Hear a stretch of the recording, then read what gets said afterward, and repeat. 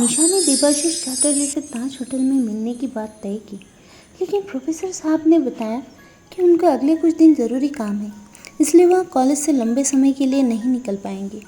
निशा और राघव को शालू के प्रोफेसर साहब से मिलवाने की जल्दी थी, इसलिए जगह तय हुई फौजीदा ढाबा, जो कि IIM लखनऊ से बिल्कुल पास था। इसके खाने के बारे में सभी ने सुन रखा था, लेकिन कभी गए नहीं थे।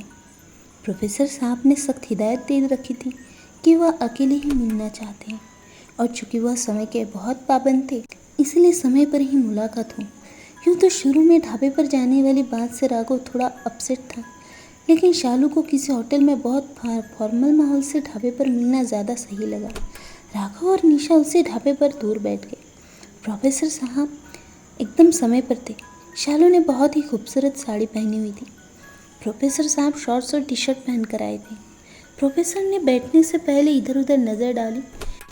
निशा से एक बार को उनकी आँख मिली, लेकिन चूंकि उन्होंने निशा को देखा नहीं था, इसलिए कोई नुकसान नहीं हुआ। Hello, I am Debashish, you can call me Dev. It's okay if I call you mister Chatterjee, Shalu ने कहा और मेनू हाथ में ले लिया। बिल्कुल कह सकती हैं। मैं आपको क्या बोलूं, मिस अवस्थी? यह बात सुनकर दोनों हंसे। इतने में वेटर नुमा एक लड़का ऑर्डर लेने आया। उसने प्रोफेसर साहब को सलाम ठोका। उस लड़के की मुस्कान देखकर लगा कि प्रोफेसर साहब अक्सर ही वहाँ आते हैं। प्रोफेसर साहब ने टेबल पर सिगरेट रखी और जलाने से पहले शालू से पूछा, आपको कोई दिक्कत तो नहीं? नहीं, कोई दिक्कत नहीं। यह सुनते ही प्रोफेसर साहब ने सिगरेट जला ली। वेटर नुमा लड़का अभी भी वही खड़ा था। आपका वाला चिली चिकन ही ना सर? एक मिनट, आप नॉनवेज लेती हैं? शालू ने न में सर हिलाया। प्रोफेसर साहब ने इस बात का ख्याल करते हुए लड़के से कहा, वेज में अच्छा क्या है? लड़के ने वही खिसा पिटा जवाब दिया, सर सब बढ़िया है। शालू अब तक प्रोफेसर साहब और लड़के की बातचीत के बीच में नहीं आई थी। एक चिली पनीर कर दीजिए और एक नींबू सोडा। गोली सोडा मिलता है यहाँ?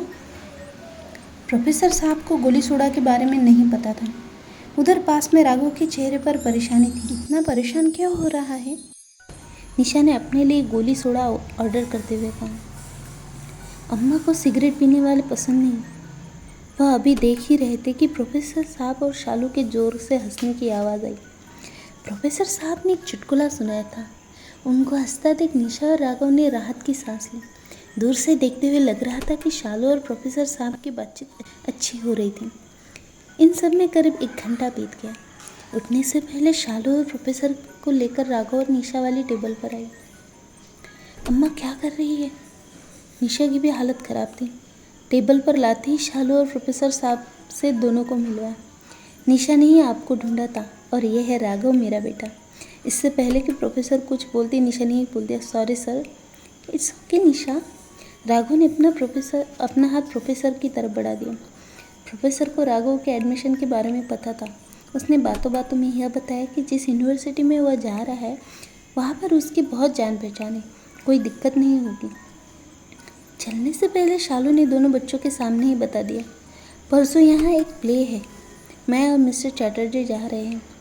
प्रोफेसर साहब ने जोड़ा भी, मेरे पास 2 ही पास है, तुम लोगों को भी आना है तो मैं बोल दूँगा। राघव और निशा दोनों ही इतने समझदार तो थे ही कि शालू और प्रोफेसर साहब को अलग से टाइम देना चाहिए। दोनों ने एक साथ ही ना कर दिया। प्रोफेसर साहब अपनी बातचीत और लहजे में निशा और राघव दोनों को एकदम परफेक्ट लगे। गाड़ी से लौटते हुए रास्ते में राघव मीटिंग के बारे में बहुत सारी बात करना चाह रहा था, लेकिन पूछने में शर्मा रहा था। तीनों में से कोई बोल नहीं रहा था। रेडियो में अफगान जलेबी बज रहा था।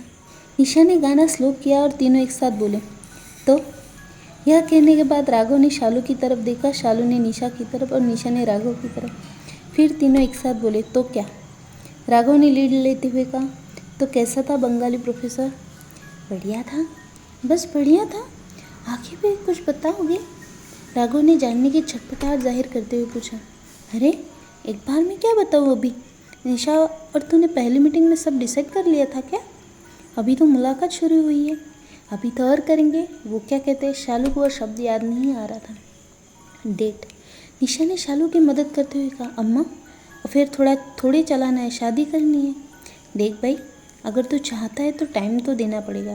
नए ज़माने की शादी है, नए तरीके से होगी, डेट भी होगी और वीकेंड पर घूमने भी जाएंगे। राघव और निशा दोनों दोनों ही शौक में थे और खुश भी थे। वह जून की दोपहर जैसा समय था, जो लंबी भी थी और बेचैन भी, जिसमें बारिश का इंतजार भी था। इसके बाद तीनों निकलकर हजरतगंज में पान की दुकान पर लेते हुए वापस लौट आए।